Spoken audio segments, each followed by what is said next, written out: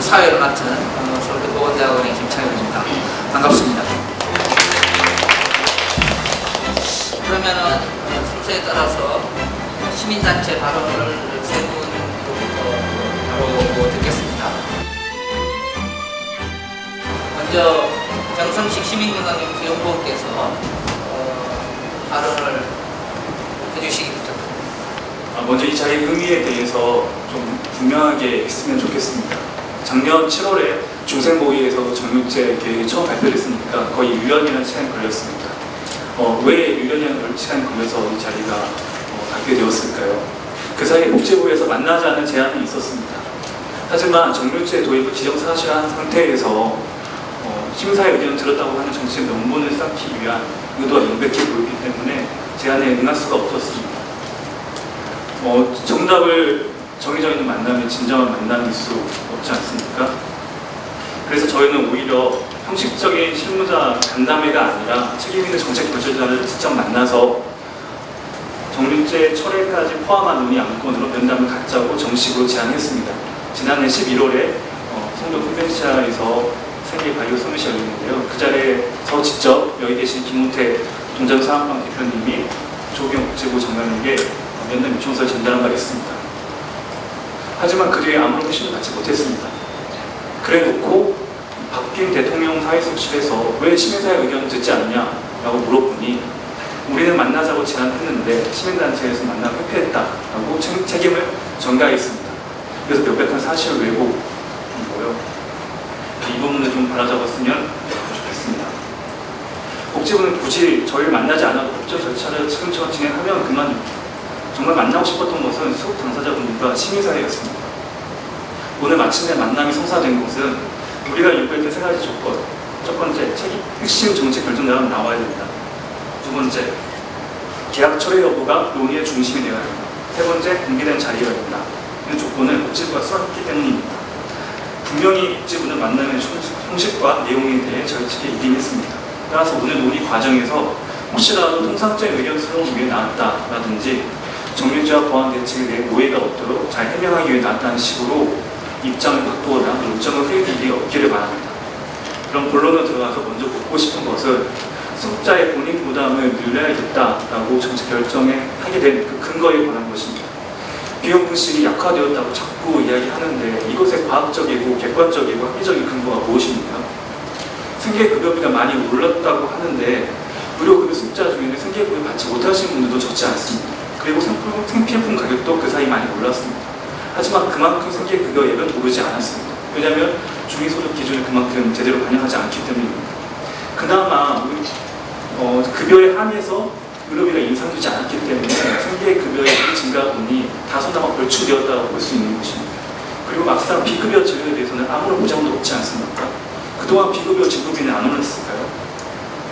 의료급여 환자의 비용 부담이 거의 없다고 계속 이야기됐는데 건강보험의 낮은 보장성 문제는 누구나 다 아는 사실 아닙니까? 이 말은 의료급여가 보장하는 범위만으로는 수급자분들의 필요한 의료를 충족할 수 없다, 해결할 수 없다는 뜻입니다. 진작에 필수적인 비급여 지급에 한해서는 정부에서 지원을 했었어야 하지만 그렇게 하지 않았고 대신에 급여에 한해서 진료의 본인 부담금만 올리지 않았을 뿐입니다. 오죽하면 그 없는 살림에 많은 수급자분들이 민간의료보험에 가입하겠습니다. 이것이야말로 제도의 한계를 보여주는 명백한 근거라고 생각합니다. 현실을 이런데 통념에 들여서 계속 비용의식 약화를 운운하는 것은 게으르고 묻히기만 주장일 뿐입니다. 절대 빈곤에 시달리고 있는 수급자의 삶에 대해서 총체적이고 입체적으로 이해하는 가운데서 의료비 부담 적정성 여부를 판단하는 것이야말로 최소한의 상식이고 올바른 정책 접근인 것입니다. 다음으로 의료급여 재정 부담이 가중된다는 이야기들이 있는데 국민 세금으로 운영된 제도이니까 재정을 소중하게 효율적으로 관리하는데 다 동의하는 것이 사실 겁니다. 그런데 이 효율화라고 하는 것도 쓸 돈을 쓰면서 효율화해야 하는 것입니다.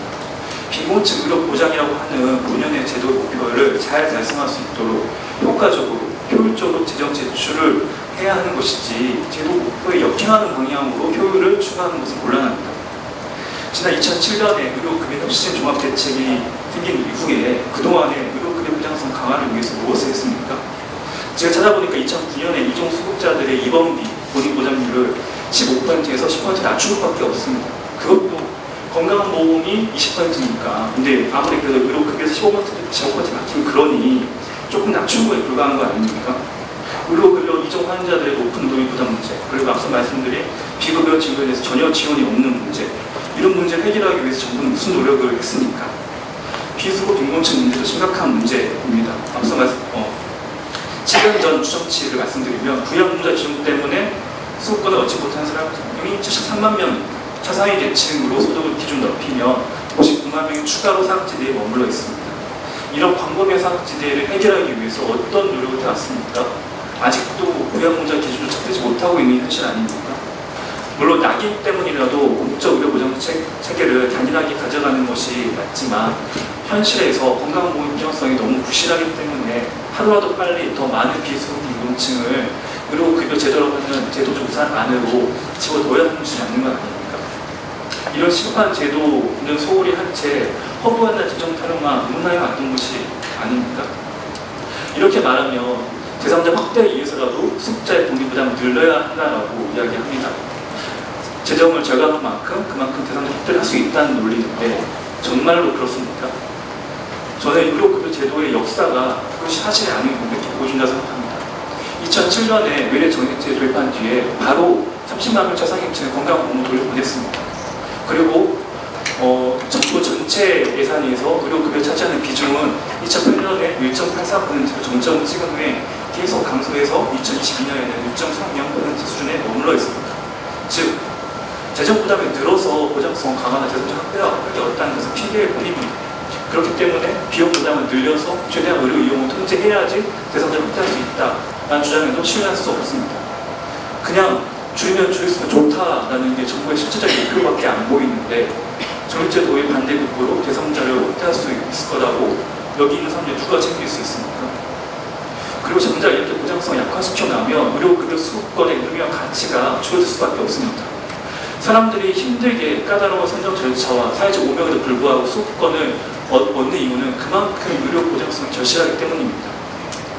가난 때문에 몸이 망가지고 부실한 건강보험 내에서 망가진 몸을 치료하느라 더 가난해지고 그래서 결국 최후의 골로 수급자가 돼서 의료 이용을 그만큼 하는 것입니다.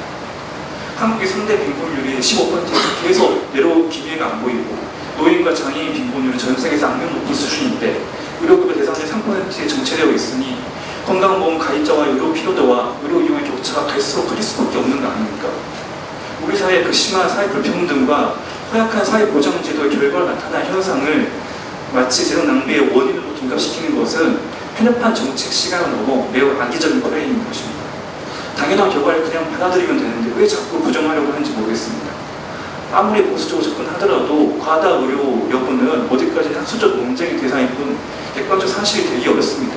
제가 아는 한 어떤 기존 분석 방법으로도 실제 의료 필요도를 정확하게 통제하는 것은 사실상 불가능에 가깝기 때문입니다. 그래서 이제 이런 소모적인 논쟁은 그만두고 수급자의 높은 미충족 의료 경험률 문제나 부실한 건강관리 문제와 같은 당면한 현실 과제에 좀 더 집중하면 좋겠습니다. 이렇게 이야기하면 어쨌든 현실에서 일부 부적절한 지나친 의료 이용 형태는 존재하는 거 아니냐라고 반문을 합니다. 지난해 김성민 의원실에서 공개한 자료를 보면 의료급여 수급자의 1% 남짓이 월 평균 22.6회 외래 진료를 한다라고 나타났습니다. 이분들 모두 그런 부적절한 의료 이용 형태라고 간주를 하더라도, 가정하더라도 전체에서 1% 때문에 99%의 수급자 전체에게 정액제 적용하는 것은 일종의 연대 책임을 묻는 것과 다를 바 없는 과잉 정책 대응 아닙니까? 그리고 연간 365회 외래 진료를 이용하는 사람들에게 30% 본인 부담, 자등로 부과하겠다라고 하는 정책 역시 타당하다고 보기 어렵습니다. 왜냐하면 이들 중에 실제로 그만큼 필요해서 의료 이용을 하시는 분들도 있을 수 있기 때문입니다.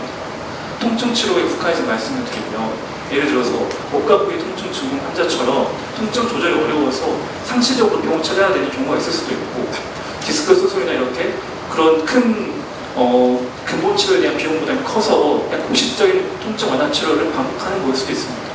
여러 가지 그런 경우들이 존재할 수 있고 보다 근본적인 핵심 원인은 의료기관들의 지나친 영리 추구 형태 아닙니까?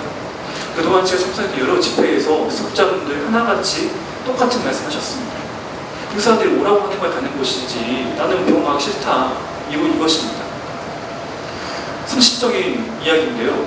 지금 계시 연구를 비롯해서 치료 과정 전반을 주도하고 책임진 주체는 바로 의사들 아닙니까?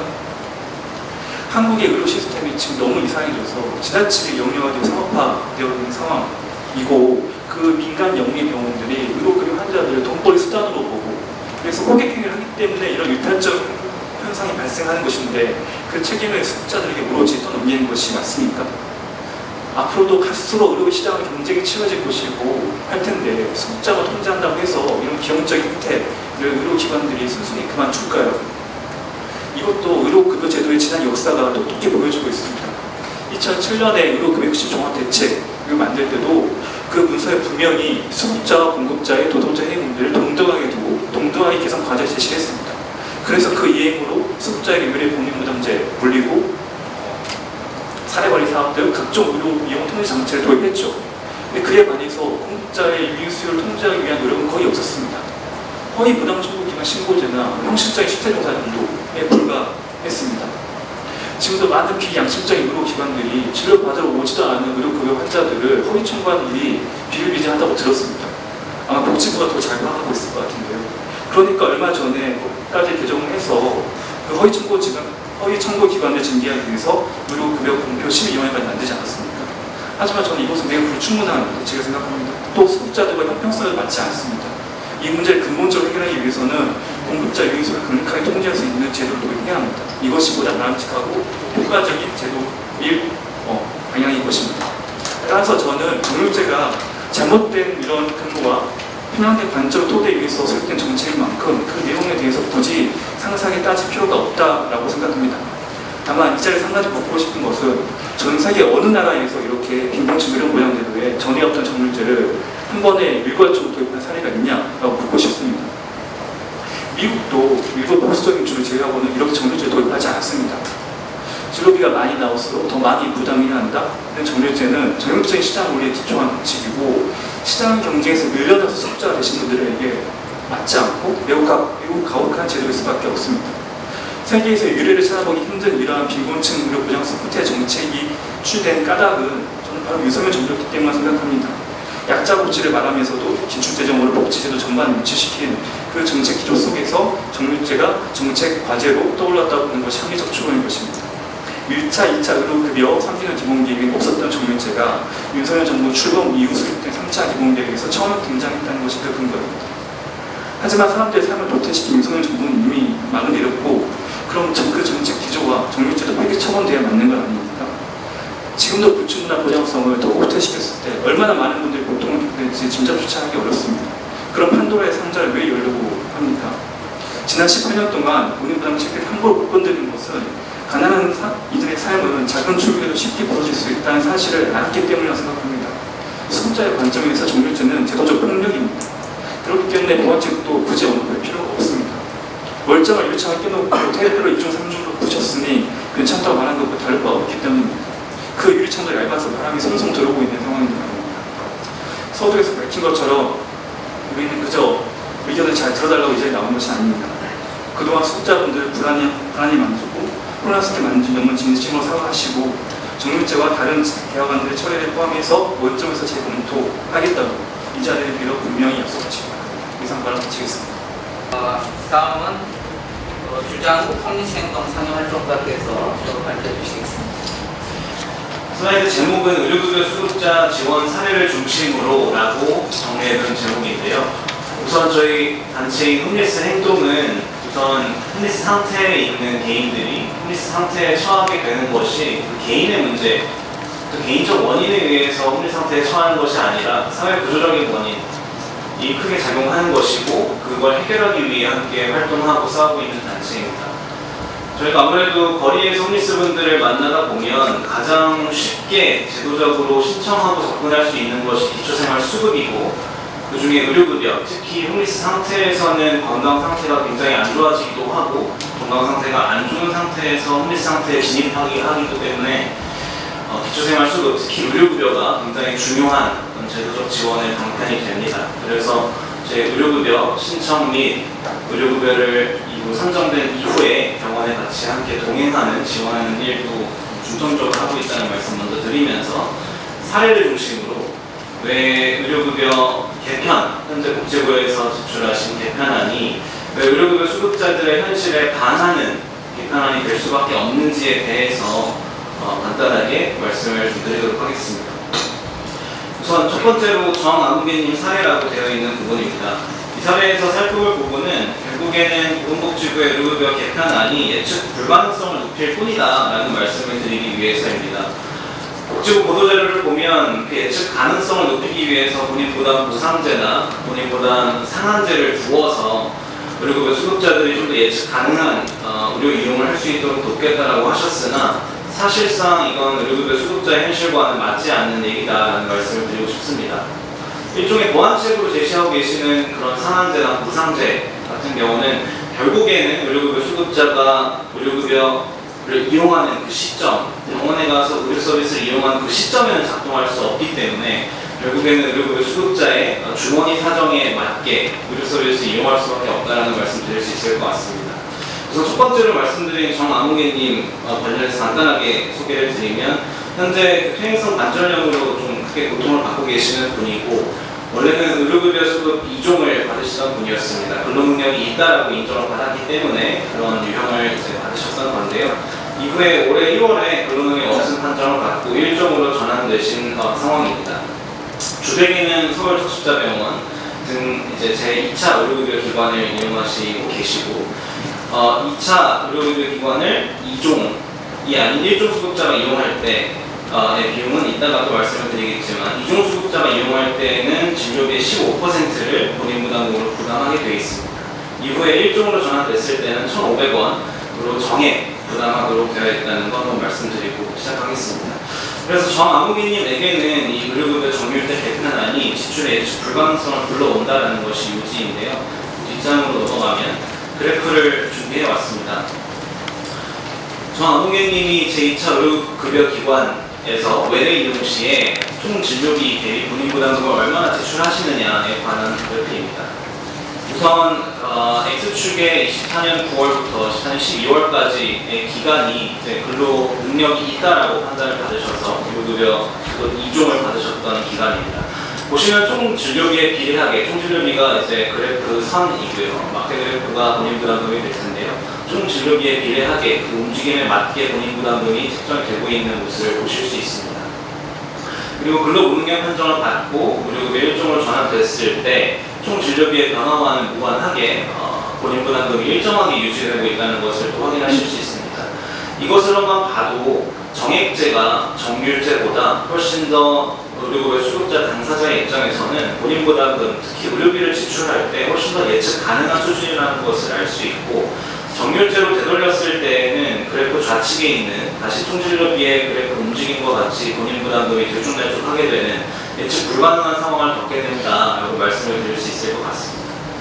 그 아래 그래프를 보시면 본인 부담 상한이라는 가로줄을 하나 그어놨습니다. 지금 복지부에서 제시하고 계시는 것이 1일 진료비를 상한액을 2만 원으로 정하겠다라는 뜻인데요. 2만 원 선을 그어도 본인 부담금의 수준은 그 아래에서 충분히 들쭉날쭉할 수 있고 이것은 의료급여 수급자 개인에게 충분히 생활에 어떤 불안정성을 가져오기에는 충분한 숫자라고 일조 말씀드리고 싶습니다. 그 이유는 그 다음 장에 정아무개님의 월 지출 내역 그래프를 보고도 말씀드릴 수 있을 것 같습니다. 올해 2월 기준으로 작성한 그래프인데요. 현재 제가 밀착해서 생활 지원을 하고 있기 때문에 작성 가능한 내용이었고요. 지금 의료급여 수급자, 기초생활 수급자의 입장에선 주거급여를 35만 원 정도 받게 됩니다. 그리고 생계급여로 76만 원 정도를 받게 됩니다. 근데 주지하듯이 지금의 작금의 서울시, 특히 서울시의 월세, 시장의 월세가는 사실 35만 원으로 변변치 않은 집을 구하는 수준에 그칠 뿐입니다. 적당한 공간 또는 적당한 냉난방 시설, 하다못해 화장실 내지 작은 샤워실이라도 딸린 방을 구하려면 최소 50만 원, 60만 원 이상의 주거비를 지출해야 하는 상황입니다. 그 뜻은 현재 정부가 지급하는 주거급여로는 해결이 어려운 상황이라는 뜻이고 생계급여에서 주거비를 떼어와야 한다는 상황입니다. 즉 이렇게 생계급여, 주거급여는 서로 연동이 되어 있다고 말할 수 있습니다. 의료급여도 다르지 않습니다. 의료급여 수급자는 본인이 받는 생계급여에서 의료비를 먼저 1차적으로 지출합니다. 그것이 본인부담 상환제나 무상제나 그리고 건강생활 유지비가 보완하는 부분이 있다고 하더라도 1차적으로 병원에서는 본인의 생계급여를 지출을 하기 마련입니다. 근데 병원에서는 의료비 지출하는 그 상황만 파악이 될 수는 있겠지만 사실 의료급여 수급자에게는 의료비만을 얘기하는 것이 아닙니다. 병원에 가기 위해 대중교통 내지 거동이 불편한 사람은 택시를 이용해야 되고 그렇다면 교통비가 또 크게 발생할 수밖에 없습니다. 그리고 의료급여 수급자가 되는 과정은 사실은 건강하고 어느 정도 형편이 좋아서 의료급여 수급자가 되는 건 아닐 겁니다. 가난한데 아파서 또는 아픈데 가난해서 의료급여 수급자가 되고 훨씬 더 응급 상황과 같이 위험한 상황을 더 잘 맞닥뜨리게 될 겁니다. 특히 아무개님 같은 경우에도 응급실 이용을 하는 순간들이 수차례 올해와 작년에 있었습니다. 급성 저혈압으로 갑자기 쓰러지기도 하고 과다출혈로 응급실에도 실려가는 일도 있으셨는데요. 그 경우에 응급 이송료가 이제 발생을 한 부분이 있습니다. 과거 이종 수급자이실 때 이제 발생을 한 내역으로 확인이 됩니다. 당시 10만 원에서 20만 원 사이의 응급 이송료를 지불하기 위해서 저한테 사적으로 돈을 빌리신 부분이 있습니다. 의료급여 수급자들이 왜 그럴 수밖에 없느냐 하면 그럴 수밖에 없기 때문입니다. 자기의 생계급여가 사실은 현재 물가 수준보다 훨씬 뒤처지고 현재 소득의 증가율보다 훨씬 더 뒤처지는 수준으로 생계급여가 인상이 되고 있기 때문에 다른 사람에게 돈을 빌리지 않고서는 또는 내 월세 또는 내 보증금 등을 떼어내지 않고서는 당장의 긴급한 의료비를 지출할 방법이 없는 것이죠.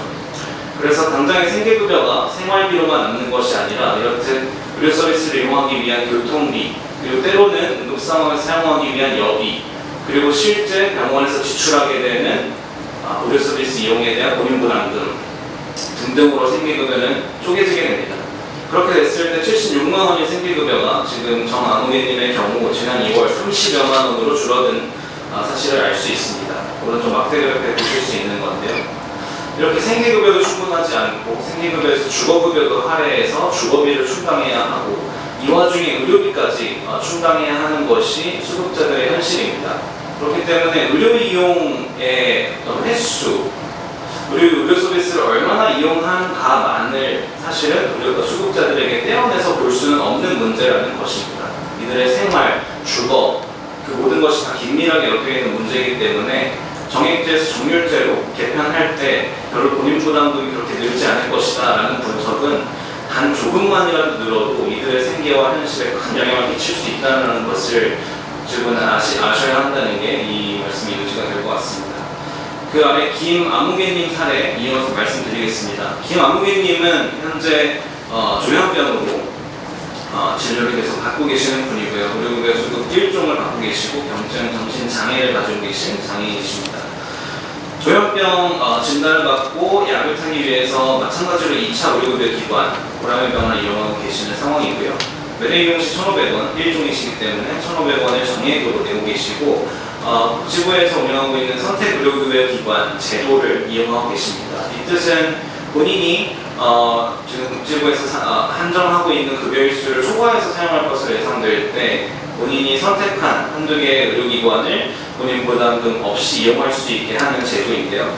이 제도 통해서 현재 본인 부담금 없이 잘 이용하고 계신 것은 맞습니다. 근데 현재 보건복지부가 낸 개편안을 보면 선택의료급여기관 제도를 폐지한다는 내용이 들어있죠. 물론 선택의료급여기관 제도는 처음에 도입될 당시에는 의료급여 수급자의 진료 자율, 어떤 진료를 자율적으로 선택할 권리, 좀 더 구체적으로 말씀드리면 의료기관을 선택할 권리를 제약한다라는 비판을 받은 바 있다는 것으로 알고 있습니다.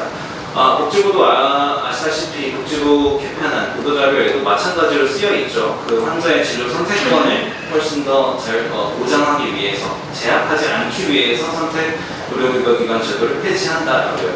일정 부분 맞는 말씀일 수는 있겠으나 이제 그 이후에 도입되는 것이 정률제라고 했을 때는 이제 말이 다릅니다. 선택 의료급여기관 제도로 본인 부담금을 면제받았던 것을 다시 일정 의료 이용 횟수가 초과했을 때 내지 일정 의료비가 초과했을 때 그것이 비율에 따라 내가 받는 서비스의 양만큼 비율에 따라 늘어난다는 얘기인데 이것은 곧 의료기관 선택권을 보장하는 것 뿐이지 결국엔 다시 진료 선택권을 제한하는 것이다 라는 것이 이 사례의 요지가 될 것 같습니다. 그 뒷장을 보시면 김아무개님의 의료이용 그래프 또한 마찬가지로 넣어놨는데요. 일단 그 세로축 막대가 두 개 이제 가운데 그어져 있습니다. 맨 왼쪽 그래프의 맨 왼쪽 부분이 선택의료급여기관 제도 신청 전이 될 겁니다. 23년도이고요. 당시 김아무개님이 이 제도를 신청하지 않아서 본인 부담금을 의료급여 정액제 수준으로 계속해서 부담하고 계셨던 상황입니다. 2차 의료급여 기관이지만 1,500원이어야 했지만 그 원내 조제를 받으셨기 때문에 2,000원으로 본인 부담금이 계속 명시되어 있는 것을 보실 수 있습니다. 그 이후에 23년과 24년 사이에 선택의료급여기관 제도를 이제 이용하셨고 그 당시 보면 본인 부담금이 0원으로 면제가 되고 있다는 것을 알 수 있습니다. 이렇게 본인부담금 면제를 받으면서 본인이 의료기관을 이용하고 계셨는데 만약에 이 제도가 폐지가 되고 정률제가 도입된다고 했을 때 어떻게 될까? 복지부가 현재 이 제도를 정률제를 시행하겠다라고 한 기한이 올해 10월이기 때문에 올해 10월을 기준으로 오른쪽에 가상의 표를 만들어 놨는데요. 이 진료비 지출, 총진료비는 23년도와 24년도에 각 월의 총진료비의 평균 중에 낮은 숫자를 대입해서 본인 부담금을 산출한 내용입니다. 제2차 의료급여기관이기 때문에 6%의 정액제를 적용했고 그래프는 보시다시피 맨 왼쪽에 정액제로 2,000원씩 냈을 때보다도 훨씬 더 커진 금액의 폭을 보실 수 있고 가운데 선택의료급여기관 제도를 이용할 당시 본인부담 면제를 받았을 때보다도 당연히 훨씬 더 큰 본인부담금을 지출하고 있다는 사실을 아실 수 있습니다. 물론 가상의 숫자이기는 하나 현재 이 제도를 잘 이용하고 있는 수급자들에게 물론 이 제도를 폐지해서 다른 의료기관을 선택하겠다라고 얘기하는 것은 유효한 것일지 모릅니다. 실제 김아무개님도 현재 본인이 이비인후과 1차 의원을 선택의료기관으로 이용하고 있다가 이비인후과에서는 사실은 내 필요에 따라서 다양한 치료를 받을 수 없기 때문에 2차 의료기관으로 다시 선택의료급여기관을 신청하신 바 있습니다. 예를 들면 선택의료급여기관 제도가 그런 한계는 있기 때문에 의료기관 선택권의 제약이 실제 수급자들에게 발생하는 건 맞을 수 있겠습니다만 이 제도를 폐지하고 정률제를 도입한다는 건 본인 부담금을 그냥 올리겠다라는 말에 다름이 아니다라는 말씀이라고 할 수 있겠죠. 마지막으로 아래 나아무개님 사례에 대해서 말씀을 드리겠습니다. 환자의 진료주도권의 과대평가의 개편이라고 제가 소제목을 달아놨는데요. 아까 정성식 연구원님께서도 말씀하셨지만 의료 서비스 이용량을 통제한다는 것이 의료급여 수급자, 의료 이용자, 서비스 이용자에게만 전가되는 것이 굉장히 부당하다고 생각합니다. 실제 바로 오른쪽, 바로 다음 장 표를 보시면 다음 장 표에는 약 15줄의 진료 이용 기록이 정리가 되어 있는데요. 나무기님 같은 경우는 현재 퇴행성 관절염이 무릎에 굉장히 크게 오셔서 흔히 연골주사라고 하는 그 주사를 맞고 계십니다. 연골주사의 대표적인 성분이 히알루론산 나트륨이라고 하는데요. 그 해당 성분이 들어간 주사를 맞은 기록들이 이제 그 표에 들어가 있습니다. 근데 그 기록을 보시면 흔히 연골주사라고 하면 6개월에 한 번 맞는 것, 그리고 한 번 맞을 때 3주에 걸쳐 맞고 일주일에 한 번씩 3주에 걸쳐 맞고 그 효력이 6개월 그리고 그 급여 적용도 6개월 단위로 되기 때문에 6개월에 한 번씩 맞도록 1차 의원에서도 권장을 합니다. 근데 이 나무개님 진료 기록을 보면 15개의 기록이 굉장히 촘촘하게 기록이 되어 있는 것을 알 수 있고요.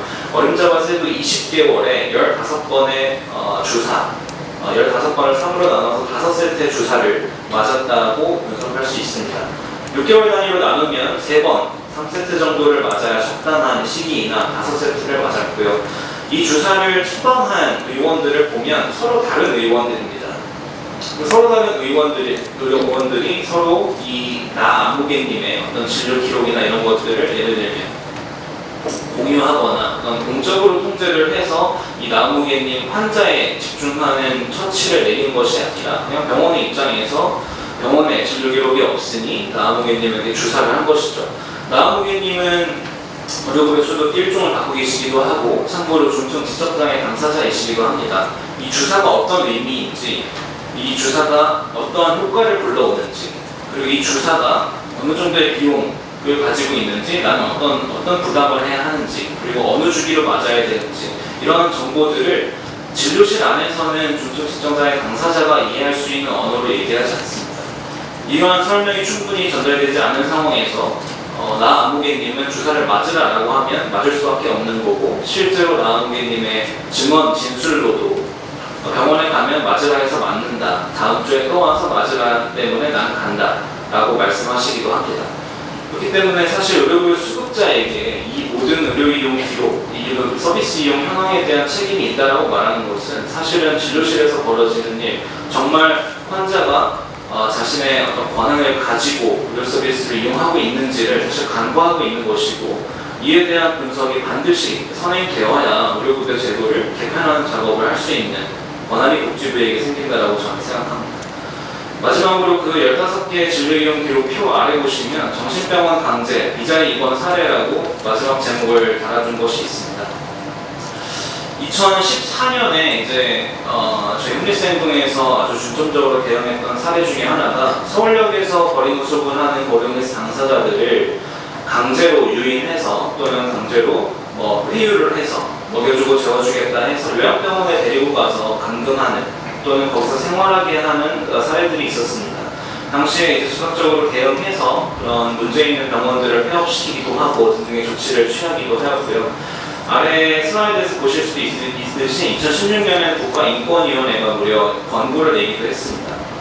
기관의 영리를 위해서 버림수기를 비롯한 약자들을 병원에 유인하여 병원에서 생활하게 하는 것 등은 벌어지면 안 되는 일이다라는 지적이었고요. 보건복지부도 이런 강제적인 입원, 특히 과도하게 그 입소자, 입원자의 권리가 제한되는 방식으로 입원이 이루어지고 유지되고 지속되는 것은 문제가 있다는 입장을 23년에 내고 조사도 진행한 바 있습니다. 이러한 배경들이 있는 과정에서 뒷장을 보시면 사실 이번 보건복지부의 개편한 내용 중에는 좀 충격적인, 사실 상당히 충격을 받았던 내용이 있는데요. 폐쇄병동 입원료 그리고 격리보호료 수가를 신설하겠다라는 내용입니다.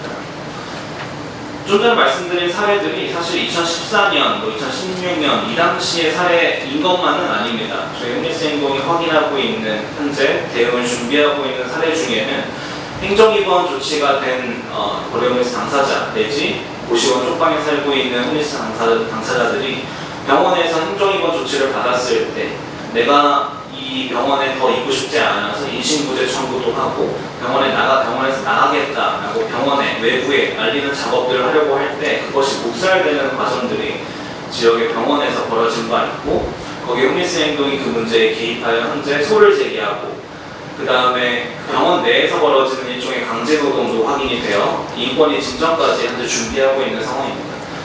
즉 다시 말씀드리면 강제 입원, 유인 입원, 정신병원에 입원했을 때 자유를 심하게 구속하고 퇴원, 퇴소, 본인의 의사에 따라 이루어지지 않는 그런 정황들은 여전히 계속 확인되고 있다는 것입니다. 상황이 이럴 때 복지부가 낸 개편안은 그 강제적인 격리 조치를 훨씬 더 강화하겠다라는 말밖에 들리지 않습니다. 실제로 보도자료에 적혀있는 내용은 보상을 강화하겠다는 말인데, 의료급여 수급자 내지 병원 입원자, 입소자의 관점에서 얘기하는 것이 아니라 훨씬 더 의료 서비스의 질을 높이겠다는 명목으로 정신병원의 보상을 강화하겠다는 내용입니다.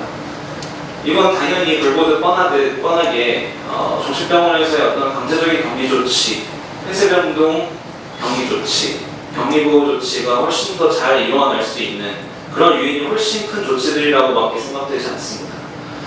과거의 정신병원 입원 사태들, 특히 거리노숙인들이 강제로 입원을 당하고 유인 입원 당했던 사례들, 그걸 복지부가 사실 인지하고 있는 상황에서 이런 개편안을 냈다는 것은 사실은 굉장히 개탄스럽다라고밖에 말씀드릴 수가 없을 것 같습니다. 정신병원과 관련해서도 이런 시설 수용 미조와 단절하고 이 당사자가 훨씬 더 지역사회에서 어떻게 잘 살 수 있을지에 대한 정책적 고민이 필요하다는 말씀을 드릴 수 있을 것 같습니다. 지금까지 드린 말씀이 사실 보건복지부의 이번 의료급여 개편안에 있는 내용을 바탕으로 드린 말씀이고, 그 말인즉슨 의료급여 수급자들이 현재 이 개편안이 시행됐을 때 당사자의 삶과 현실이 전혀 반영되지 않는, 오히려 그의 정면에 반하는 조치들로밖에 제도가 가득 차지 않을 것이다 라는 말씀을 드릴 수 있을 것 같고, 그렇기 때문에 아까 정성실 연구원님도 말씀하셨지만 의료급여 개편안은 어떠한 보완책으로 보완될 수 있는 수준이 아니라 지금은 당장 손해되어야 하는 것이 맞고 백지화되어야 하는 것이 맞고 그 이후에 의료 수급자들의 목소리와 현실에 맞게 정책이 만들어져야 하는 거라고 저는 생각합니다. 네, 마치겠습니다. 예, 감사합니다. 이어서 정대철 동자동 사랑방 사업이사님께서 말씀해 주시겠습니다. 안녕하세요. 저는 동자동에 사는 정대철이라고 합니다. 저는 몸이 약해서 어려서부터 병원에 많이 다니고 있습니다. 지금은 국립의료원 소화기내과, 신경과, 비뇨기과를 정기적으로 다니고 호흡 디스크가 있어 동네 정형외과에 일주일에 2번 치료를 받고 있습니다. 그 밖에 치과에도 다니고 가벼운 증상은 동네 의원을 이용하고 있습니다. 저는 기초생활제도, 생계급여와 의료급여, 주거급여를 받는 수급자입니다. 지금은 1,000원에서 2,000원인 병원비는 크게 부담이 되지는 않습니다. 하지만 새롭게 아픈 부위가 생기면 병원에서 가야 할 때는 부담이 있습니다. 또 비급여 항목에 대해서는 저희조차 내야 해 많이 아프면 걱정이 됩니다. 국립의료원 다니기 전에는 서울대병원 다녔는데 어느 날 제가 아파서 응급실에 가서 검사를 해보니 비급여 항목이 많아 병원비가 120만원 나왔습니다. 돈은 없고 병원비를 안 낼 수도 없어 걱정하고 있었는데 평소에 가족처럼 친하게 지내던 이웃 아저씨가 병원비를 내줘서 해결할 수 있었습니다. 정말 고마웠습니다. 그 도움이 없었다면 저는 어떻게 해야 할까요? 또 한 번은 충농증 수술을 했을 때에도 병원비가 90만원 정도 나왔는데 이때는 주민센터에서 의료비 지원을 받아 해결해야 했습니다. 의료급여 지원을 받아도 어떻게 누군가의 도움이 있어야 치료를 받을 수 있는 게 의료급여의 치료가 맞을까요? 저뿐 아니라 제가 사는 동네 동자동 쪽방지원 주민들도 마찬가지입니다. 주민들도 대부분 저처럼 수급자로 생활하고 있습니다. 그래서 병원에 가면 수급자라고 꼭 얘기합니다. 최대한 수급급여 진료는 받지 않기 위해서입니다. 대부분 가족이 없거나 병변이 필요할 정도로 아프면 큰일 납니다. 그러면 여기저기 지원을 받을 곳을 알아봐야 합니다. 병원을 많이 가는 사람들은 많이 아픈 사람들입니다. 아파서 병원에 왔는데 의사가 다음에 또 오라고 하면 다시 가야 합니다. 그래서 병원 가는데 병원비를 얼마나 내야 하는지 알기 어렵고 병원에 많이 갈수록 진료비가 오르다면 지금처럼 병원에 다닐 수 있을지 걱정됩니다. 병원을 안 가면 더 아프게 될 텐데 의사는 오라고 하고 병원비는 걱정되고 어떻게 해야 하는 건지 모르겠습니다. 병원비 몇 천 원 오르게 부담이 되느냐고 말할 사람도 있을 겁니다. 그런데 저희는 그렇습니다. 수급비 받아 한 달 살기도 빠듯해서 뭐 하나 살 때마다 살까 말까 엉터리고 싼 것만 사게 됩니다. 의료급여 종료제는 전면 처리되어야 합니다. 의료급여 종료제에는 수급자들이 망설이다 치료를 이루게 되고 아픈 걸 견디며 살게 되는 결과를 만들게 주장합니다. 가난하고 아픈 사람들이 치료라도 마음 놓고 받을 수 있도록 의료급여 보장성을 강화해야 합니다. 이만 마치겠습니다. 수급 당사자분들께 혼란을 지금 다시 한번 사과드리도록 하겠습니다. 그리고 실제로 현장에서 여러분들의 목소리를 들으니까 그 우려의 깊이를 더 잘 알 수 있었습니다. 여러 의료분들께 의료급여가 생존권들 사실 보건복지부에도 의료급여 제도는 자긍심입니다. 50여 년간 우리나라의 아주 중요한 구조 제도로서 자리매김해온 자긍심이 복지부에게도 있습니다. 그리고 또 담당 과장으로서 사실 저는 이 제도를 누구보다도 잘 운영해야 된다는 사명감을 가지고 있습니다. 그런 말씀을 좀 드리고, 사실 여러 우려사항을 말씀 주셨는데 다 답변 드리는 시간이 짧고 질의응답 시간도 있을 것이라고 생각이 들고요. 그리고 또 이 자리가 뭐 저희 개편안에 대한 설명을 듣는 자리는 아니라고 말씀을 주셨기 때문에 그런 부분들은 다 생략하도록 하겠습니다. 다만 꼭 드리고 싶은 말씀은요, 차관님께서도 모두에 말씀 주셨지만 사실 이 의료급여 제도가 취약계층에게 더 많은 보장과 혜택이 돌아가는 그런 의료 안전망으로 자리매김해야 된다는 거는 사실 복지부나 여기 계신 분들 모두 다 공통된 목표라고 생각을 합니다. 근데 그 공통된 목표를 달성하기 위해서 또 정부는 많은 어려움과 고민 지점, 그리고 저희가 또 그동안 못해왔던 부분들에 대한 반성해야 될 부분들도 있습니다. 이런 부분들은 저희가 여러분들께 꼭 그 고민을 공유해 드리고 싶고, 그래야만 앞으로 저희가 함께 그 의료급여 제도의 발전 방향을 논의하는 그 기초와 전제가 된다고 생각합니다. 그래서 그런 부분들 중심으로만 시간을 주시면은 좀 말씀을 드리도록 하겠습니다. 먼저 자료는 따로 안 봐주셔도 될 것 같습니다. 네. 먼저 저희의 반성입니다.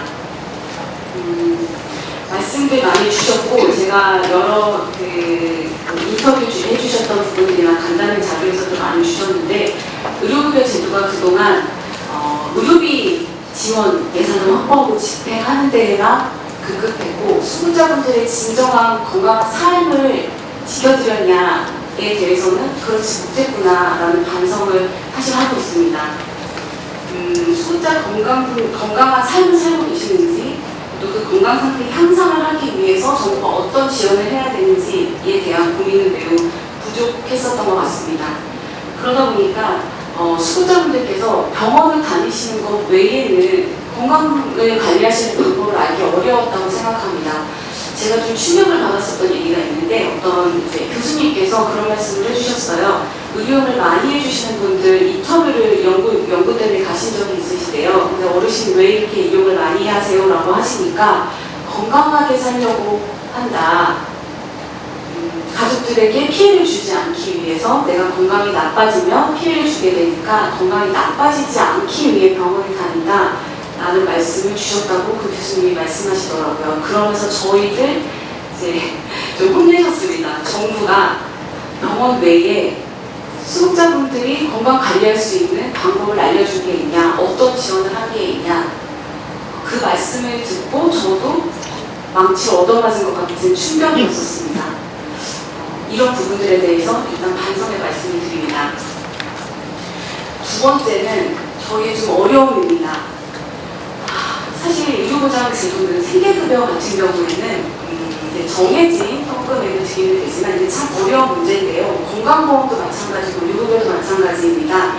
이제 의료보장 제도는, 모든 의료보장 제도가 정해진 한도가 없이 이용하면 하는 만큼 다 지원하는 특징이 있습니다. 그렇기 때문에 어떤 방식으로든 적정하게 이용을 해야 제도가 지속 가능합니다. 이건 어떤 방식으로든요. 그런데 이제 의료급여 제도는 이 적정 이용 관리를 하기 위해서 그동안 이제 본인 부담액을 2007년도에 정액으로 부과를 했었죠. 그리고 그와 함께 이제 연장승인 제도와 선택의료급여 제도를 도입을 했었습니다. 근데 과연 이러한 제도들이 그동안 잘 작동을 했느냐에 대한 이제 저희의 반성과 또 우려 지점이 있습니다. 세 번째는 연결된 논의인데요. 제도의 지속 가능성에 대한 우려입니다. 이 부분은 참 쉽지 않은 영역인데, 일단 통계를 말씀드리겠습니다. 저희 최근 3년간 급여비 지출이 연평균 한 7천억 원씩 증가하고 있었습니다. 이 7천억 원의 숫자를 제가 좀 돌이켜보니까 신규 의료급여 수급자분들이 10만 명 새로 지원해드릴 수 있는 규모이고요. 그다음에 생계급여를 지원한다면 10만 원을 월 10만 원을 더 드릴 수 있는 금액이고요. 그다음에 결식아동들 35만 명에게 하루 2끼를 지원해 드릴 수 있는 큰 예산 규모입니다. 근데 이 매년 7천억 원씩 지출이 되는데 과연 이런 생각을 해봤어요. 수급자분들은 이러한 그 예산이 7천억씩 더 증가됐을 때 그만큼을 체감하고 계실까? 작년과 올해 우리 의료급여 제도가 더 나아졌다고 느끼고 계실까? 그럼 혹시 건강 상태는 더 나아졌다고 느끼고 계실까? 그런 부분들에 대한 좀 의문이 있었습니다. 그러면서 또 한편으로는 제가 작년에도 예산을 이제 정부는 예산을 편성을 하고 집행을 하고 또 이걸 확보를 해야 되는데요. 워낙에 기본적인 이제 그 아무런 제도 변화가 없어도 한 7천억 원씩 지출이 늘어나다 보니까 저희가 사실 해야 한 오늘 많이 지적들을 해주셨는데 부양의무자 기준 의료급여에만 사실 엄격하게 아직도 남아있습니다. 근데 정성식 연구원님께서도 말씀 주셨지만 부양의무자 기준 완화는 굉장히 더딥니다.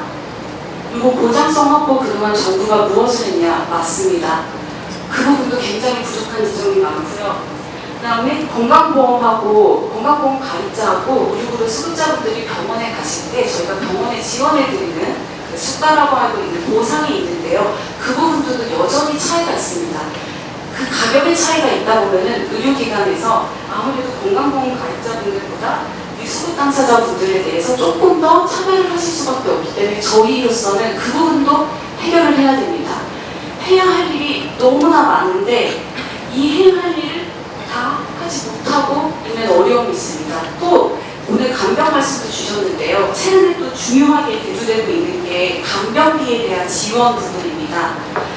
저는 의료급여 담당자로서 건강보험뿐만 아니라 의료급여에도 간병비 지원이 확대 필요성을 충분히 검토해야 된다고 생각하는데 이러한 새로운 보장성 확대 수요를 쫓아가기도 굉장히 버거운 상황입니다. 그래서 이런 어려운 상황들 하에서 저희가 같이 이 부분을 극복을 하고 서비스 질도 좋아지고 현장에서 차별받지도 않으시면서 그리고 또 오늘 말씀들도 많이 주셨지만 의료비 부담도 최소화하는 그런 제도의 지속가능한 발전 방안을 어떻게 가져갈 것인지에 대한 고민이 굉장히 많고요. 이런 고민들을 또 함께 나눠주셨으면 좋겠습니다. 네, 저는 이 정도 말씀드리겠습니다. 예.